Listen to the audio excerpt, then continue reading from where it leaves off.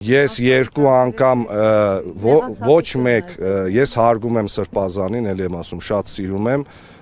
բայց պնդում եմ, որ ոչ մեկ նույնիսկ Սրբազանը իրավունք չունի կասկածի տակ դնելու իմ քաղաքական հայացքները։ Ես երկու անգամ գնացել եմ իրեն հանդիպելու, ինքը տեղում չի եղել, մի անգամ է զանգահարել եմ, զանգին չի պատասխանել, հետո ինձ առանձին լուր է ուղարկել, որ զբաղված է եղել, կանցնի ընտրությունները, ես անպայման իր հետ կհանդիպեմ, որտեղ մենք հարազատն ենք։ Պարոն Մխիթարյան, իսկ հնարավոր է ընտրությունների երկրորդ փուլին նաև այդ մասին են խոսում, Ժողով ջան, եկեք հիմա դրա մասին չխոսենք, մենք հələ առաջին փուլի հարցն ենք լուծում, էլի, թող բրծնի ընտրությունները, հետո Բայց ֆավորիտները ովքեր են, ասում են վերջին օրերի դրությամբ, կարծես թե Սարիկ Մինասյանը զիջում է դիրքերը եւ դառնում են երկու ընդդիմադիր տեխնացուներ, այսինքն ընդդիմադիրները շահեկան վիճակում են հայտնվում, համաձայն եք այդ պնդումների հետ եւ առիթից օգտվելով, որ Նարեկը չշտապի, իմ հաջորդ հարցը տամ, որպես թիմ ընտրություններ լուսաբանած լրագրող, ասեմ, որ Գյումրին տարբերվում է մյուսներից, այստեղ այսօր ոստիկանական կուտակումներ, բերետավորներ, ագրեսիվ մրցավազք չկա մեքենաների, սա ինչի մասն է խոսում, թեև մինչ այդ պաշտպանության նախարարից մինչև վարչապետ, մինչև Ալեն Սիմոնյան չեն թաքցրել, որ եկել են Սարիկին շունչ տալու, հույս տալու, դուխ տալու։ Ֆավորիտ ես համարում եմ հավաքական ընդդիմությանը, կոնկրետ ոչ մեկի անունը չեմ տա, արդյունքները ցույց կտան այդ ամեն ինչի մասին, ունեմ ներքին համոզմունք, որ Գյումրին քաղաքացիական պայմանագիր կուսակցություն ներկայացնող քաղաքապետ չի ունենալու, իսկ թե ինչու էս պահին Գյումրիում դեռ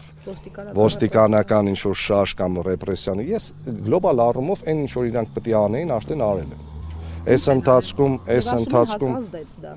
ընթացքում ինչ որ իրանք պետք է անեն, դե չեք տեսել, մարդկանց մոտից 6 հոգի մեկ կալանավորեցին, մարդ ունի տանից երկու հատ ընտանիքի անդամ, երկու ընտանիքի անդամ կալանավոր ձերբակալեցին բանը 12 հոգի Հորս արեփա։ Իսկ Ալեն Սիմոնյանի շտապել այստեղ բանավեճից հետո հերոստաբանավեճից հետո ամբողջ ԿՊԱ-ական սերվիսը այստեղ էր, ասեմ, որ նրա վերջին միտինգը, այսինքն ԿՊԱ-ական տեխնացուի միտինգը մենք որպես լուսաբանած լրագրող ֆիքսեցինք, որ տարբեր համայնքներից էին, պլյուս միայն ուսուցչական կազմ էր, որը հիմնականում բեխաբար եւ այսպես կարելի ասել աշխատակիցներ էին։ Այո, թիկունքով էին կանգնած տեխնացուին եւ ԿՊԱ-ականներ էին այստեղ։ Նրանք ինչու են այդպես անթադ շտապում, կամ պաշտպանության նախարարը, որը իր բան ու գործը թողած գալիս է Գյումրի, ինչ կասեք այս մասում, նրանք այդպիսի բարձր հեղինակություն են, որ կարող են իրենց հեղինակությամբ օգնել Սարիկին, թե հակառակը։ Կլինի մի բառով պատասխանեմ։ Ոչ։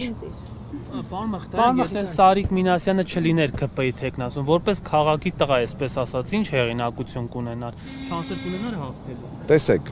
իրենք ես անկեղծ քանի որ քաղաքացիական պայմանագիր կուսակցության գաղափարային բաները հայրերը, չգիտեմ ով է իրենց բանով գծով զբաղվում։ Դուք բոլորդ վստահաբար այս ընթացքում, եթե գյումրեցիների հետ շփվել եք, լսել եք, տեսել եք, որ Գյումրին քաղաքացիական պայմանագիր կուսակցության անունը մեծամասնություն, լավ, լսել չի ուզում։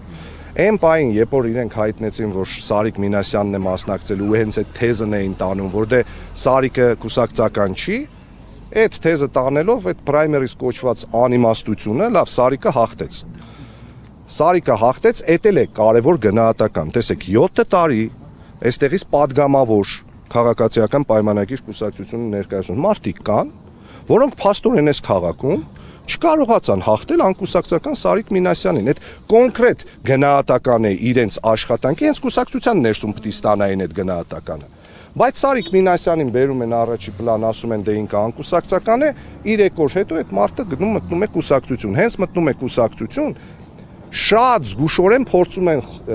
քաղաքում տարածել շշուկներ, որ դե չկա նման բան։ Չէ, չկա նման բան, ինքը այդ կուսակցության հետ կապ չունի, ինքը այդ ամեն ինչի հետ կապ չունի։ Թե ինչքանով Սարիկ Մինասյանը քաղաքացիական պայմանագիր կուսակցության հետ կապ ուներ, պարզ դարձավ հենց այն օրվանից, կարծեմ Վահեն էր Մակարյան, երբ որ եկավ ու կոնկրետ մի քանի գաղափարային հարց տվեց, դե այդ մարդը կուսակցության հետ գիծը տարավ, մի բան էլ սկսեց ԿՊ-ին բնորոշ բաներով, խոսքերով ասել կամ ես չեմ լսել նման բաներ, կամ ես չեմ տեսել նման բաներ,